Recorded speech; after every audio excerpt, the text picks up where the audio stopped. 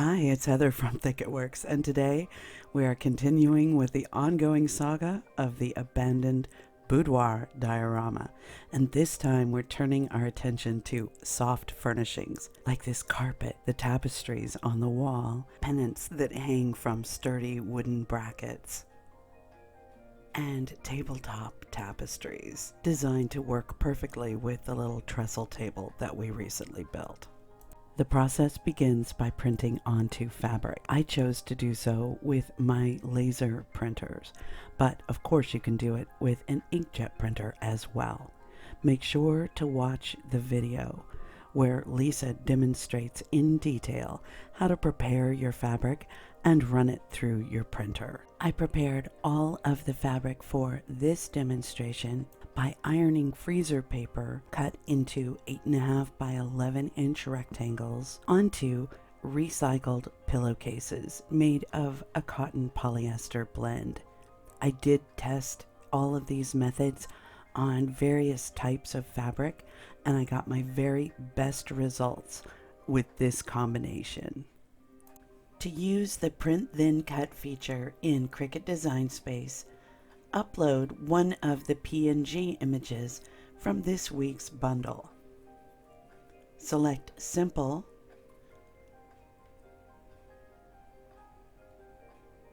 and save as a Print Then Cut image.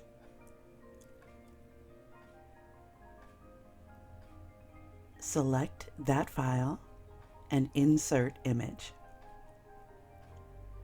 Everything's all ready to go, so just click Make It. At this point, you'll be prompted to select your printer, and any available printers will be listed here. I'm going to be using the print dialog for my printer driver so that I can access some of the more advanced functions and improve the image quality. You don't have to, but if you like to be a control freak, it's a good choice. For instance, I'm going to be specifying which tray and what type of media are being used, and I'm also increasing the quality of the final print. Now, when I click Print, Design Space is communicating with my printer. And although you won't be able to see me doing this, in the background, I'm loading into my printer tray an 8.5 by 11 sheet of freezer paper that has cotton polyester sheeting ironed to it. And then I'm waiting for that to print out. Once it has printed out, I'm then mounting that same sheet of freezer paper and fabric onto a strong grip mat held down with masking tape. I make certain that I have the rotary blade installed in clamp B of the Cricut Maker, and I've selected medium fabrics like cotton for the material.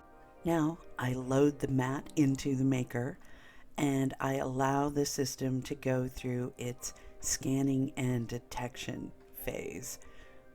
Don't be alarmed, this can take up to a minute.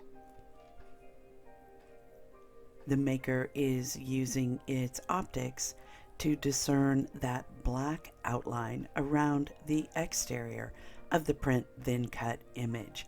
It will use that in order to direct the blade so that you can get a really accurate cut. And it's really that simple. The hardest part of the whole process is actually ironing your fabric to freezer paper in order to stabilize it and print properly. Once you have printed and then cut all of the pieces in this collection, this is what you'll have to work with. There are 6 of these pennants that fold in half, and actually these are mounted onto heat and bond to make the self-adhesive portion of their build a little easier. And the tabletop tapestries have gone through a slight redesign since this was filmed. And finally, you have these pieces that represent some of the amazing Unicorn Tapestries and this unicorn carpet. Let's begin by putting together one of the tapestries. I'm going to turn the piece over, and while the freezer paper is still attached to the wrong side of the fabric, I'm creating a crease halfway along those upper tabs. And then I'm using a mini iron to reinforce that crease.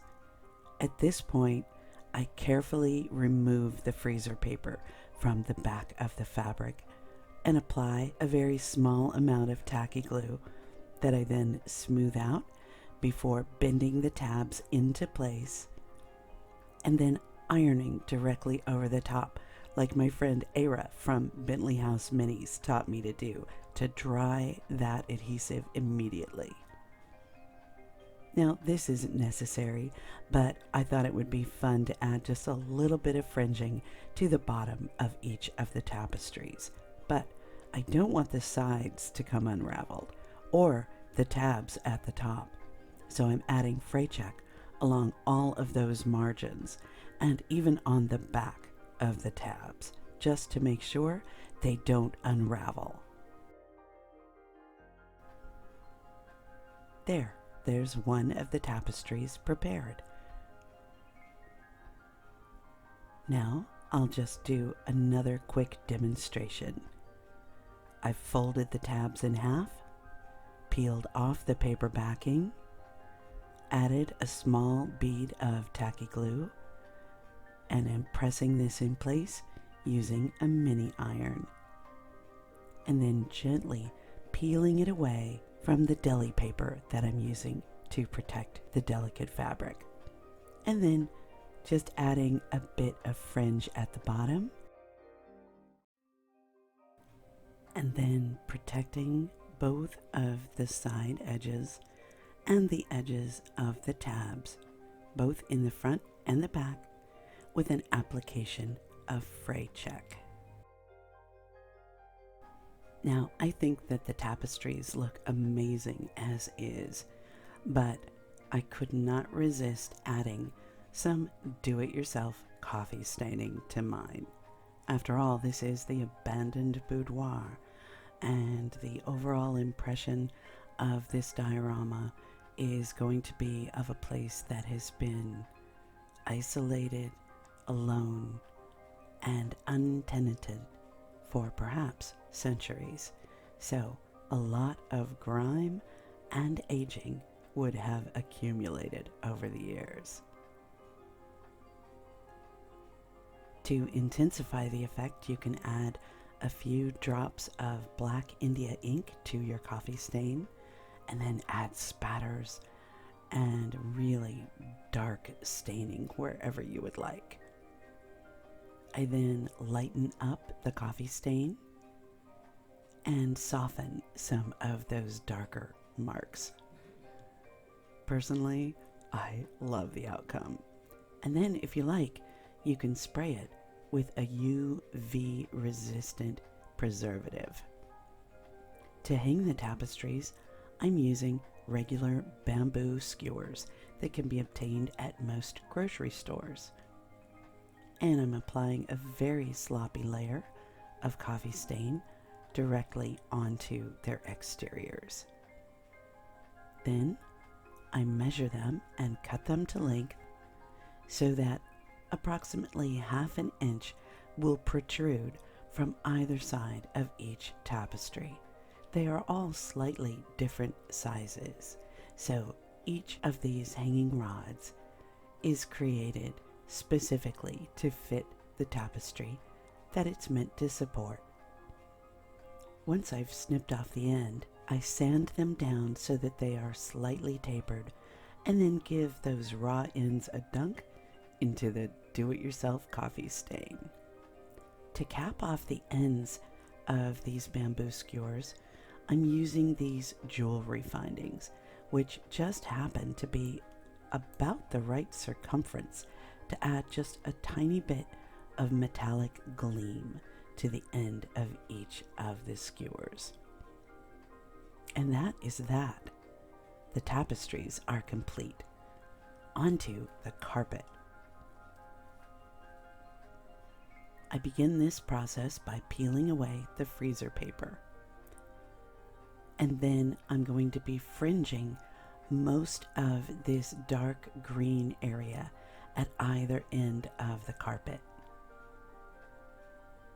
It takes a while, and I'm not the most skilled at fringing, but eventually I manage to pull enough threads to give the impression of a generous amount of fringe on either end of this tiny carpet.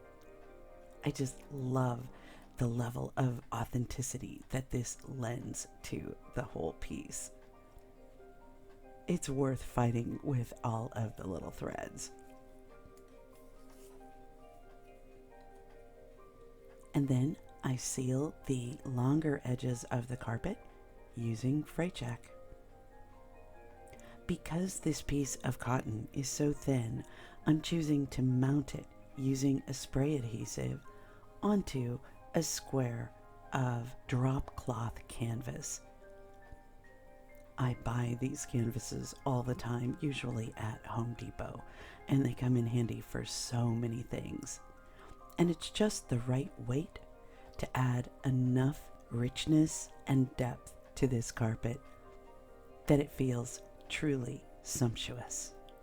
A brayer is used to ensure that both layers remain stuck together. And again, spray preservative is added over the top, and the carpet is complete. Next, I'm going to work on the tabletop tapestry runners. They'll end up looking something like this. I've added bits of very narrow ribbon in contrasting colors. You can trim them out however you would like. To begin the process, I reach for my hand seamer because I find it to be indispensable when I need to make very sharp creases. Again, I've left the freezer paper on the back of the fabric, and I'm using a mini iron to carefully reinforce each of the creases.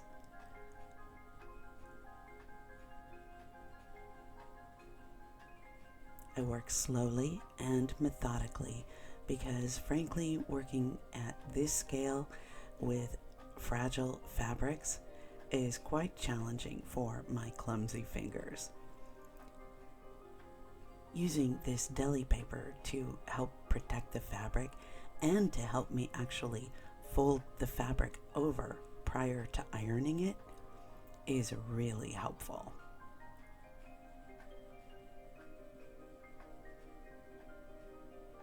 And in case you're wondering, I have the mini iron set at the medium heat level.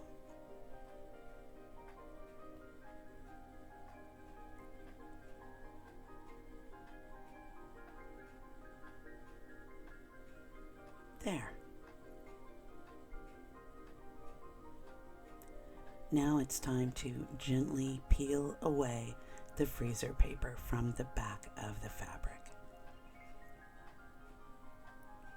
This time I'm going to adhere everything using 1/8 inch wide score tape or double-sided tape. I add it on the inner margins just inside of the creases that we've created.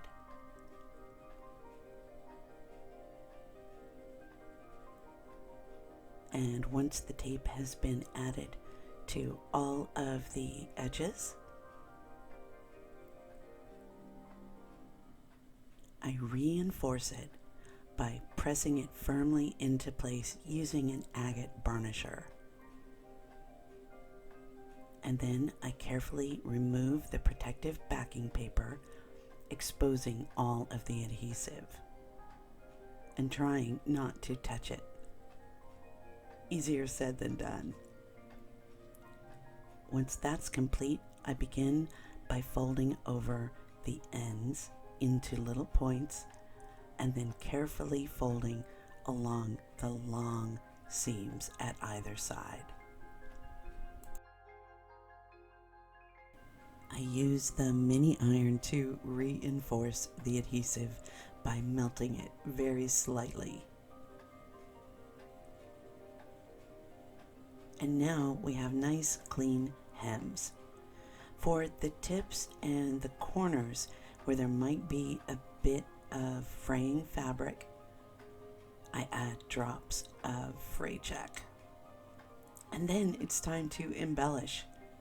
I decided to keep it pretty simple and just run a length of ribbon down the center of this tapestry and one along either side. Again, I'm using the 1/8 inch double-sided tape for this.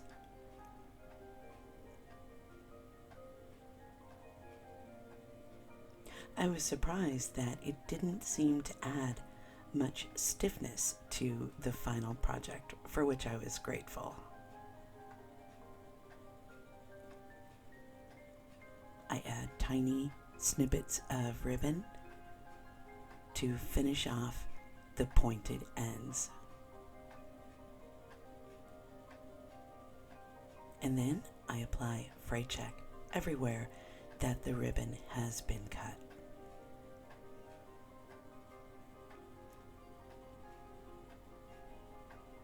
I melt the adhesive slightly by applying the mini iron lightly.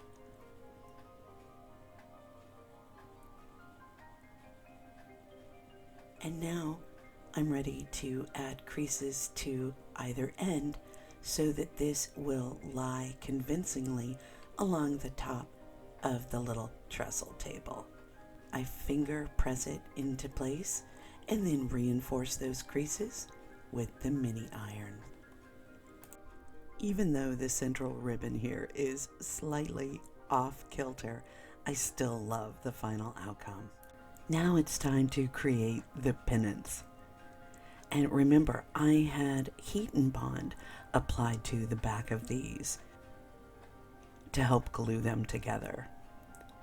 But before I do that, I'm applying a black paint pen to the back of all of the tabs, because as these are folded in half, some of those inner surfaces might be exposed and I don't want them to appear glaring white. I always keep these oil-based paint pens handy in the studio because you get such a rich, dark black that dries really quickly. Now, once that paint has dried, it's time to line up the little fish mouth ends of the pennants, fold them in half, and then apply heat. Again, I'm protecting the fabric with a layer of deli paper, and I'm being very careful not to extend the heat up into the area of the tabs. Those need to remain free. So each of the pennants is constructed in precisely the same manner, folded in half and adhered to itself. I do my best to line them up, but I do make some errors, so in order to compensate for that, I again reach for a smaller gauge oil-based paint pen to reinforce the dark boundary around all of the edges and also at the top. This way, any little discrepancies are masked. Now, the Print Then Cut bundle includes 6 of these pennants, but of course you're not obligated to create all 6. As usual, I went a little bit overboard. And of course, I have to add a bit of aging and weathering by applying do-it-yourself coffee stain onto the pennants as well. Now it's time to build the brackets from which to suspend those pennants. As usual, these components are cut from 22-point chipboard, and they're going to consist of 4 layers each, except for these pieces. There'll be 2 pieces each, one on either side of the completed brackets. Everything else, 4 layers. The part that goes against the wall, and the poles that will actually hold each of the pennants. Now, you've probably seen me do this many times in the past, but for those of you who are new to this type of Cricut Maker miniature building, the layers of thin chipboard are layered together, and I prefer to use Zig two-way adhesive for most of that work. Then once they're layered, you can begin the process of shaping them if you like. And for that, I really appreciate the ease of use and the lightweight stability of this little nail drill. I'm never giving it up. But of course, I also use other sanding implements as well. Here I'm using a medium grit emery board in order to create a slight taper on the arrowhead ends of these pennant poles. Once the shaping is complete, it's time to harden the lightweight chipboard into a substance that looks and feels like hardwood. And this is done using a water-thin superglue. I find it best to apply it with a needle tip detail applicator like the one you see me using here. I find I use much less product and have much fewer glued fingertips as a result. Now I'm working on the part of the bracket that will accept the end of each of the poles. This is 4 layers of chipboard laminated together using Zig two-way adhesive, hardened with superglue, and sanded if necessary. You'll find that each of the poles for the pennant has little ridges in it to help the pennant sit in precisely the same location and that it will slide perfectly into the bracket. The portion that fits against the wall looks like this long, thin keyhole shape.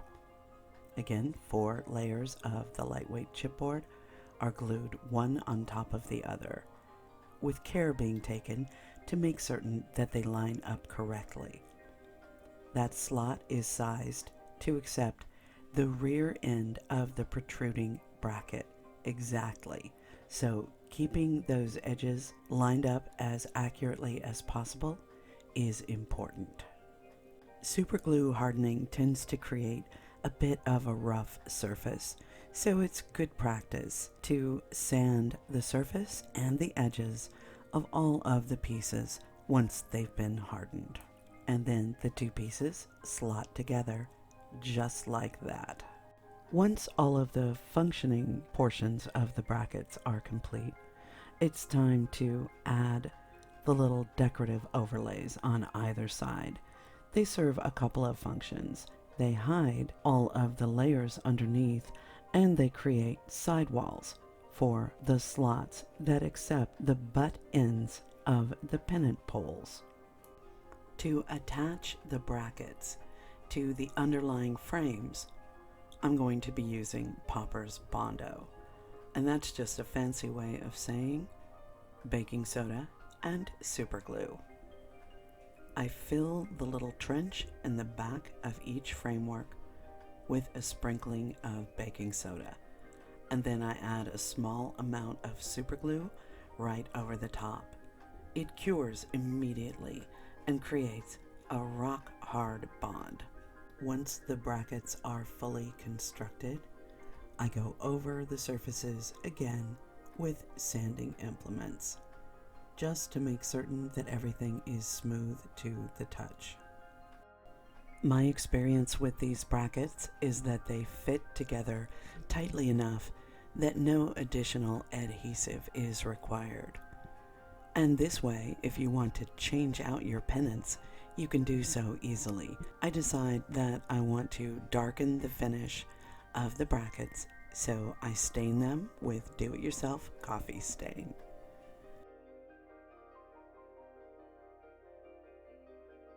And then I want to draw attention to the little cutouts on the decorative overlays. And for that, I'm using this beautiful copper plate gold iridescent ink. and a micro brush.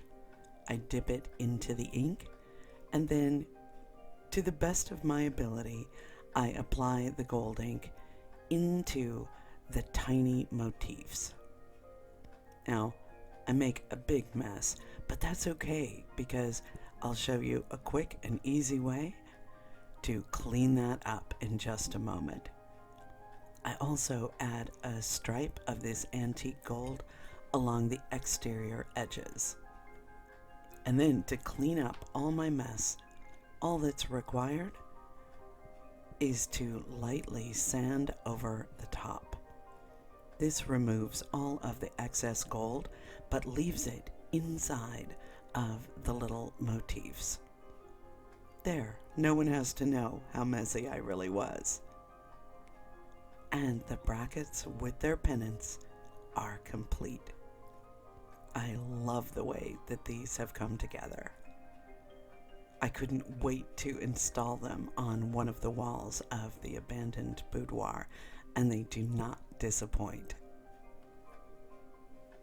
Together with the Unicorn Tapestries, which have been a lifelong favorite of mine, and sitting atop the lovely carpet, it's magical how these textiles are bringing a sense of the human touch to this miniature 1/12 scale environment.